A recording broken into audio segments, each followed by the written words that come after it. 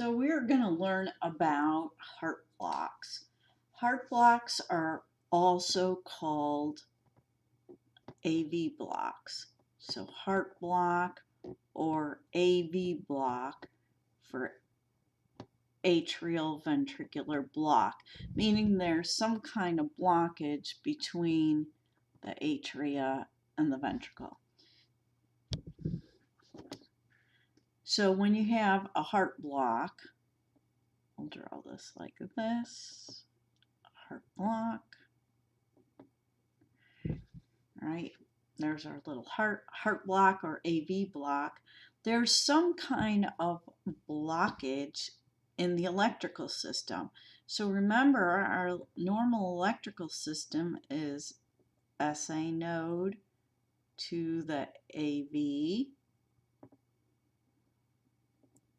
to the bundle,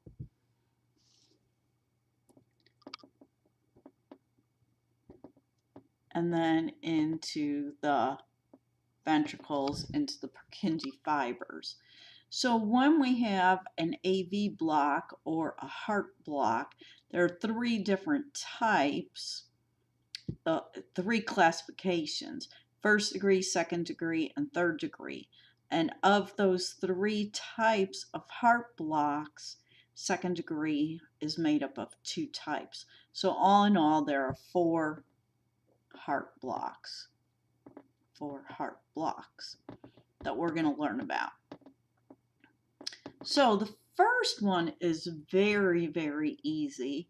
And if you recall back to day one of this class, we talked about the PR interval.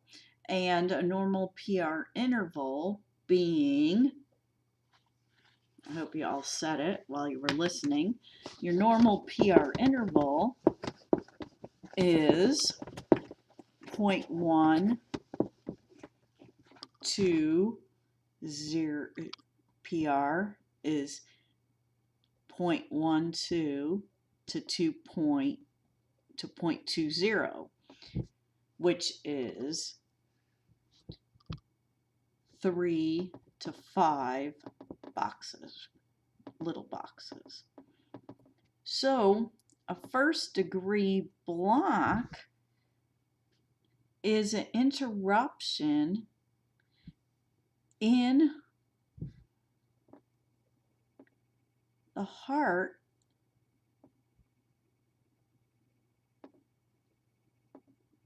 going from the SA through the AV. So what happens in first degree block,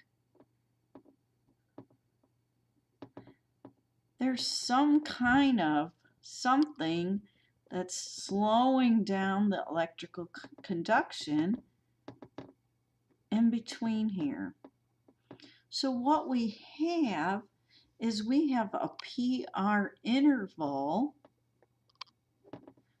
that is greater than 0.20.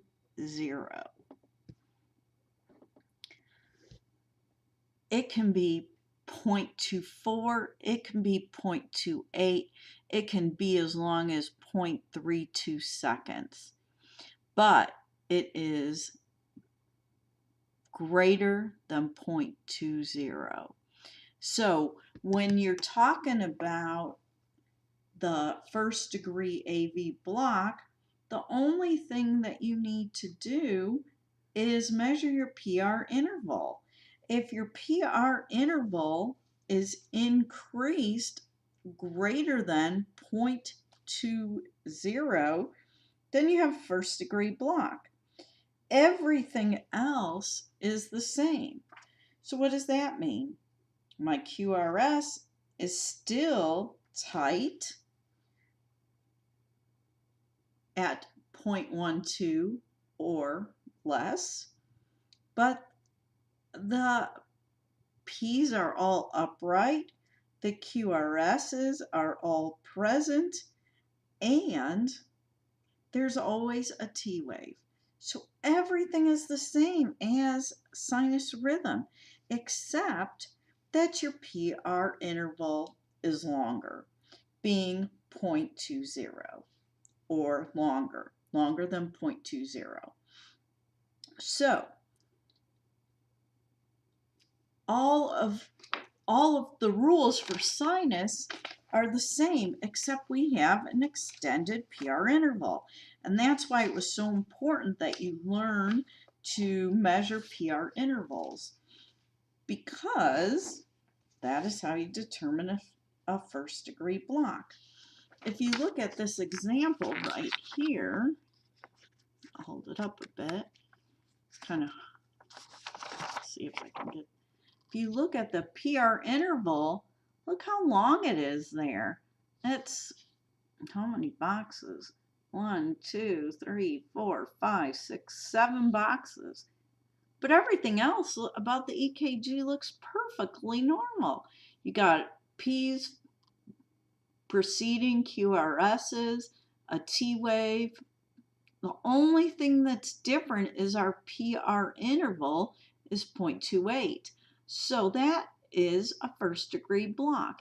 It's just a delay in conduction caused by some interruption in our pathway. So is it dangerous? Absolutely not. Absolutely not. It sometimes can lead to another type of block, but in and of itself, a first degree block is not treated, it's not harmful, it's perfectly fine, nobody gets injured, nobody gets treated for it. So if you just go through and measure and you got a PR interval that's greater than 0.20 and everything else meets the criteria for sinus rhythm, you have a first degree block. And that's what you call it, first degree block or first degree AV block. Here's another example, and you can see on this that your PR interval literally goes from here all the way to here. Classic. It's 5 boxes there and plus 3 more. So it's 8 boxes. I mean, that's a huge PR interval, 0.32. So anytime you have a rhythm that looks like sinus, but your PR interval is increased greater than 0.20, you have a first degree block. So it's a very easy rhythm to learn because all it is a long PR interval. First degree block.